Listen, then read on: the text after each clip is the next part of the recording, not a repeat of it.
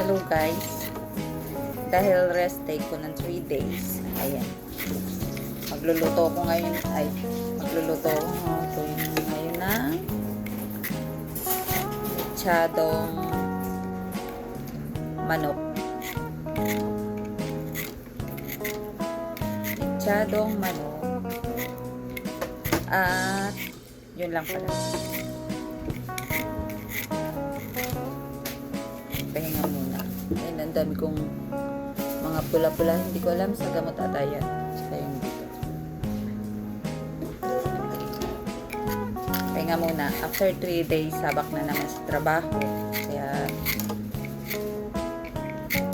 yan, kumain na muna ng kumain. Kasi, nabawasan ang aking taba.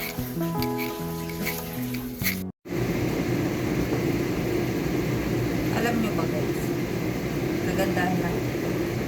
Pag dito kayo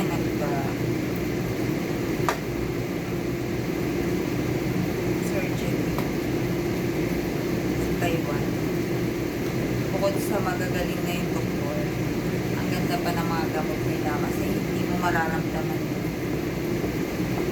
yung sakit at hapdi.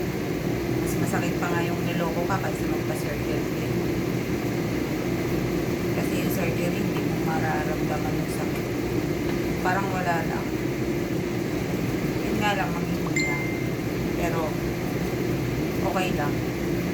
At least, wala ka nang mararamdaman sakit sa loob ng katawan mo. Tsaka painless talaga. Yan kagandahan dito sa